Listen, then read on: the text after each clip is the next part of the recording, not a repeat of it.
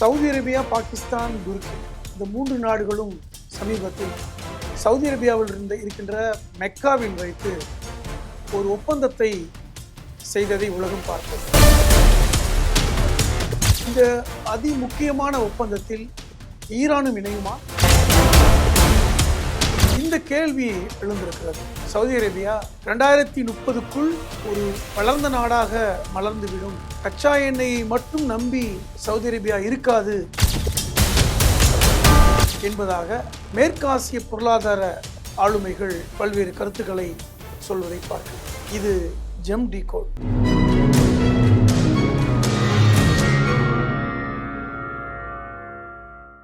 சமீபத்தில் சவுதி அரேபியாவிற்கும் துருக்கிக்கும் பாகிஸ்தானுக்கும் மெக்காவில் வைத்து ஒரு அதிமுக்கியமான ஒப்பந்தத்தை இணைந்ததை உலகம் பார்த்தது. அது வழக்கமான ஒப்பந்தம் அல்ல. மூன்று நாடுகளும், அந்த மூன்று நாடுகளுக்குள் போர் நடந்தால் மற்ற இரண்டு நாடுகள் போர்க்களத்துக்கு வர வேண்டும் என்பதுதான் அந்த ஒப்பந்தத்தின் அடிநாதம். இந்த ஒப்பந்தத்தில் பல்வேறு முஸ்லிம் நாடுகள் இணைவதற்கு ஆர்வம் தெரிவித்தாலும் இந்த மூன்று நாடுகளும் பிற நாடுகளை இணைப்பதில் சற்று கவனமாக இருப்பதை பார்க்கிறோம்.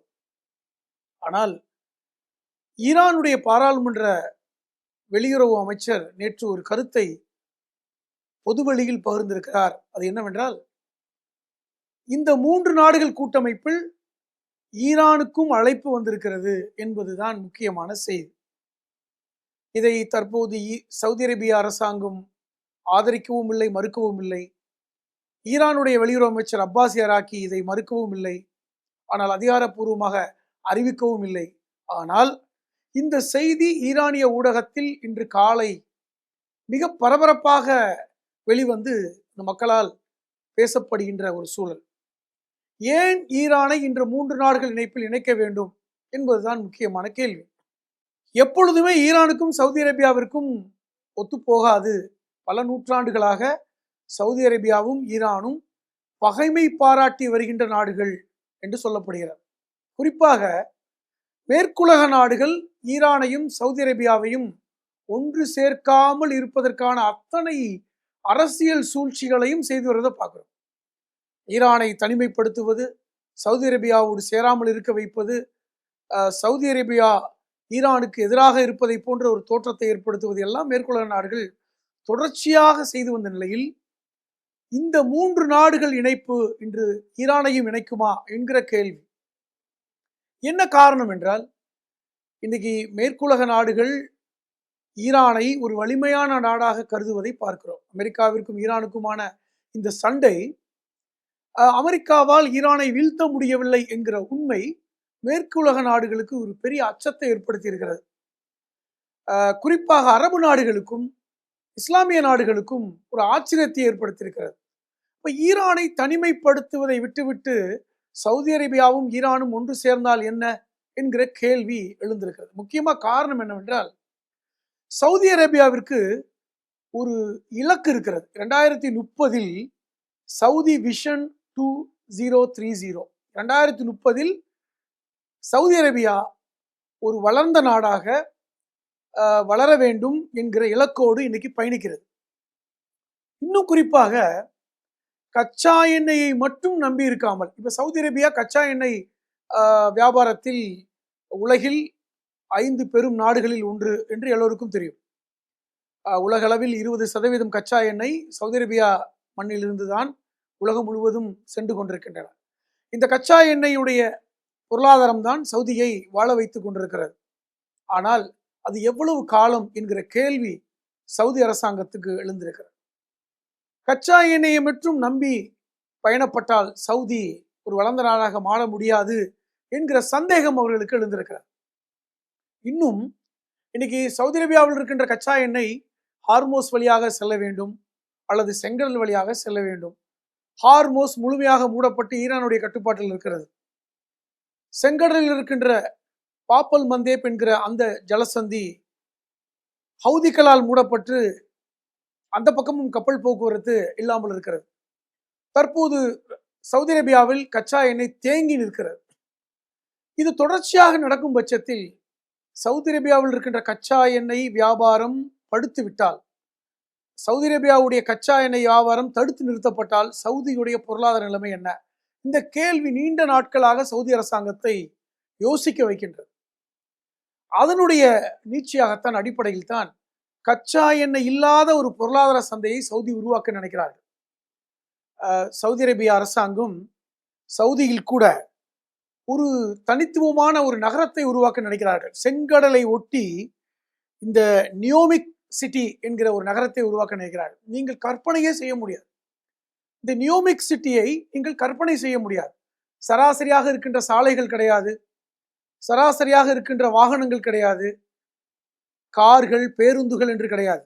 அவை ஒரு கண்ணாடி மாளிகை போன்ற ஒரு நகரம். கிட்டத்தட்ட நீங்கள் ஒரு ஷாப்பிங் மால் எடுத்துக்கொண்டால், இந்த ஷாப்பிங் மால் எப்படி இருக்கும்? அதுவே ஒரு நகரமாக இருந்தால் எப்படி இருக்கும்? ஒரு நகரம் முழுவதுமே ஒரு ஷாப்பிங் மாலாக இருந்தால் எப்படி இருக்கும்? அதுதான் இந்த நியூயார்க் சிட்டி.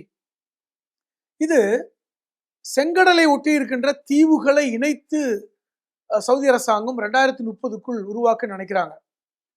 இந்த நியூயார்க் சிட்டிக்குள் எந்த விதமான பெட்ரோலிய பொருள்கள் இருக்காது, பேருந்துகள் கார்கள் பயணிக்க முடியாது. அங்கு இருக்கின்ற வாகனங்கள் கண்ணாடியில் பயணிக்கின்ற போன்ற ஒரு வாகனங்கள், ஷாப்பிங் மாலில் பயணிக்கின்ற ஒரு சூழல். கிட்டத்தட்ட இன்னும் உங்களுக்கு எளிதாக சொல்ல வேண்டுமென்றால் ஒரு 170 கிலோமீட்டர் நீளமுடைய ஒரு நகரம். ஒரு 170 கிலோமீட்டர் நீளமும் கிட்டத்தட்ட 50க்கும் மேற்பட்ட அகலமுடைய ஒரு நகரமாக, ஒரு மிகப்பெரிய நகரமாக இன்னைக்கு சவுதி அரசாங்கம் இந்த நியூயார்க் சிட்டியை உருவாக்குறது. இது செங்கடலில் உருவாக்க திட்டங்களை தீட்டியிருப்பதாக சொல்றாங்க. இதற்கு நீங்க பட்ஜெட் நினைச்சா ஆச்சரியப்படுவீங்க. கிட்டத்தட்ட $500 பில்லியன். $500 பில்லியன் என்பது இந்திய பணத்தில் எடுத்துக்கொண்டால் தோராயமாக 50 லட்சம் கோடி. நினைத்து பாருங்கள் எவ்வளவு பெரிய பணம் என்று. இவ்வளவு பெரிய பணத்தை செலவழித்து இந்த நகரத்தை உருவாக்க நினைக்கிறது சவுதி அரசாங்கம். அதற்கு காரணம், இப்படி ஒரு நகரத்தை உருவாக்கி விட்டால் அது மிகப்பெரிய வரலாற்று சிறப்பு மிக்க ஒரு செயற்கை நகரமாக உலகில் பார்க்கப்படும். அத்தனை நாடுகளும் இங்கு சுற்றுலா பயணிகள் வருவார்கள். பல்வேறு பொருளாதார முன்னேற்றங்கள் சவுதியில் ஏற்படும் என்றெல்லாம் சவுதி அரசாங்கம் கணக்கு சொல்கிறார். ஆனால் இந்த நகரத்தை உருவாக்குவது அவ்வளவு எளிதான காரியம் அல்ல.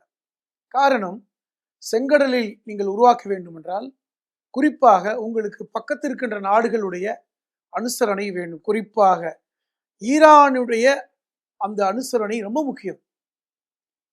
ஈரானுடைய அந்த சப்போர்ட் இல்லாமல் இந்த நகரத்தை உருவாக்க முடியாது என்று சவுதி அரேபியா அரசாங்கம் நம்புகிறது. இதன் காரணமாக இந்த 3 பேர் கூட்டணியில், பாகிஸ்தான், துருக்கி, சவுதி அரேபியா, இந்த 3 நாடுகளோடு ஈரானையும் ஒன்றிணைக்க வேண்டும் என்கிற விருப்பத்தை சவுதி அரசாங்கம் தெரிவித்திருக்கிறார். இதன் மூலமாக ஒரு செய்தி இன்னைக்கு உலகத்துக்கு சொல்லப்படும் என்னவென்றால், ஈரானுக்கும் சவுதிக்கும் நூற்றாண்டுகளாக பகை இருக்கிறது. சவுதி அரேபியாவில் இருப்பவர்கள் சன்னி பிரிவை சார்ந்த முஸ்லீம்கள், ஈரானில் இருப்பவர்கள் ஷியா பிரிவை சார்ந்த முஸ்லீம்கள். இந்த பிளவு பல நூற்றாண்டுகளுக்கு முன்பு ஏற்பட்ட பிளவு. ஆனால் அந்த பிளவை பெரிதுபடுத்தி ஊதி பெரிதாக்கியது மேலை நாடுகள். எந்த காலத்திலும் சவுதி அரேபியாவும் ஈரானும் ஒன்று சேர்ந்து விடக்கூடாது என்று திட்டம் தீட்டியது மேலை நாடுகள். சவுதி அரேபியாவுடைய 1940க்கு முன்பாக சவுதி அரேபியா என்ற நாடு கிடையாது. அந்த பகுதியை ஒன்றிணைத்து சவுதி அரேபியா என்ற ஒரு நாட்டை உருவாக்கி அந்த சவுதி என்கிற பெயருடைய ஒரு மன்னரை அங்கு நியமித்தது பிரிட்டன். அப்பொழுதே அவர்களுடைய திட்டம் என்பது ஈரானோடு இந்த சவுதி அரேபியா இந்த நிலம் சேர்ந்து விடக்கூடாது என்பதுதான். அதே போன்றுதான் பாலஸ்தீனத்தை பிரித்து இஸ்ரேல் என்ற நாடு உருவாக்கியதும் பிரிட்டன் தான். ஆனால் இந்த நூற்றாண்டு பிளவை ஒன்று சேர்க்க பலரும் முயற்சி செய்தாலும் அது வெற்றி கிடைக்கவில்லை. கடந்த ஈரானுடைய உச்சபட்ச தலைவர் அயதுல்லா அலி கமேனி தன்னுடைய மரணத்திற்கு ஒரு வாரத்திற்கு முன்பாக மக்கள் மத்தியில் உரையாடும் போது கூட சொன்னார், சவுதி அரேபியாவிற்கும் ஈரானுக்குமான பிளவு சரி செய்யப்பட வேண்டும். இந்த சன்னி ஷியா பிரிவு, இந்த பிளவு மேலை நாடுகள் பயன்படுத்தி கொண்டன. அது ஒரு வரலாற்று பிழை.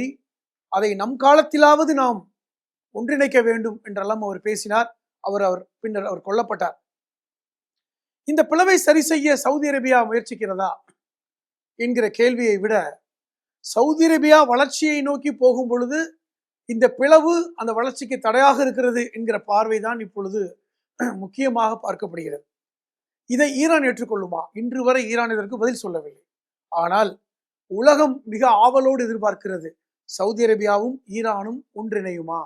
அப்படி ஒன்றிணைந்து விட்டால் இஸ்ரேல் தனித்து விடப்படும் என்கிற கேள்வி இருக்கிறது.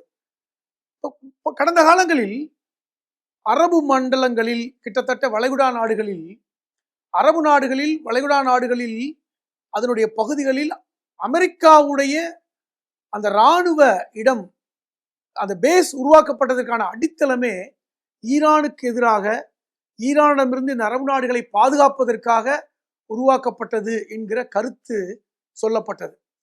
இப்பொழுது ஈரானும் சவுதி அரேபியாவும் ஒன்றிணைந்து விட்டால் இந்த அமெரிக்காவிற்கான தேவை அங்கு இல்லை. அது முக்கியமானது. அதை இன்னைக்கு வளைகுடா நாடுகளுடைய பத்திரிகைகள், கல்ஃப் நியூஸ் இன்னைக்கு கட்டுரையாக வெளியிட்டிருக்கிறது. ஆனால் ஒரு விஷயம் என்னவென்றால், அரபு அமீரகம் இந்த கூட்டமைப்பில் சேராது என்று சொல்லிவிட்டது. காரணம், அரபு அமீரகம் ஏற்கனவே இஸ்ரேலோடு இந்த ஆபிரகாம் ஒப்பந்தத்தில் கையெழுத்திட்டிருக்கிறார்கள்.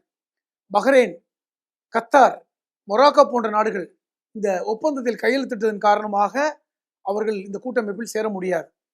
காரணம், ரொம்ப திட்டவட்டமாக சொல்லப்படுகின்ற செய்தி என்னவென்றால், இஸ்ரேலோடு கூட்டமைப்பில் சேராத நாடுகள் மட்டும்தான் நாங்கள் இணைத்துக் கொள்வோம், அவ்வளவு எளிதாக சில நாடுகளை இணைத்துக் கொள்ள முடியாது. 2-3 தினங்களுக்கு முன்பு கூட பங்களாதேஷ் தாங்கள் இந்த கூட்டமைப்பில் சேர விரும்புகிறோம் என்று சொன்னபோது கூட இந்த 3 நாடுகளும் அமைதியாக இருக்கின்றன. சிரியாவுடைய வெளியுறவு அமைச்சர் பாகிஸ்தானுக்கு பயணப்பட்டு தாங்களும் அந்த கூட்டமைப்பில் இணைக்கிறோம் என்று சொன்னார். அதை இன்னைக்கு முக்கியமாக பார்க்கிறார்கள். காரணம், சிரியா என்பது இஸ்ரேலுடைய இந்த உச்சபட்ச சண்டையில் முக்கியமான இடம். துருக்கியுடைய படைகள் இன்னைக்கு சிரியாவில் குவிக்கப்படுவதை நம்ம பார்க்கிறோம். காரணம், சிரியாவுடைய ஆட்சியாளர்கள் துருக்கியுடைய அனுசரணையோடு ஆட்சியை பிடித்தவர்கள் என்கிற பார்வை பார்க்கப்படுகிறது. நாம் எப்படி கணிக்கிறோம் என்றால், சவுதியும் ஈரானும் ஒருவேளை ஒன்றிணைந்து விட்டால் என்ன நிகழும்? அது முக்கியமான கேள்வி.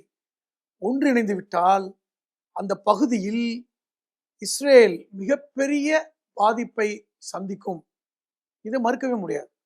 இரண்டாவது, அமெரிக்காவுடைய படைகள் அங்கிருந்து வெளியேற்றம் நடப்பது நிச்சயமாக வெளியேற்றப்படும் என்கிற பார்வையும் பார்க்கப்படுகிறது. 2.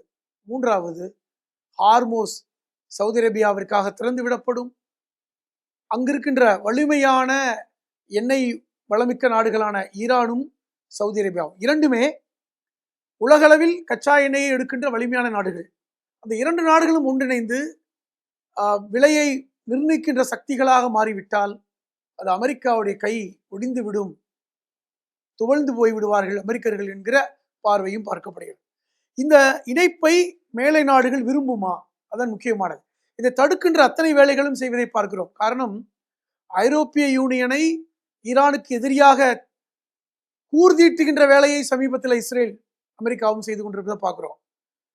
ஐரோப்பிய நகரங்கள் ஈரானுடைய ஏவுகணைகளால் தாக்கப்படுவதை பார்க்கிறோம்.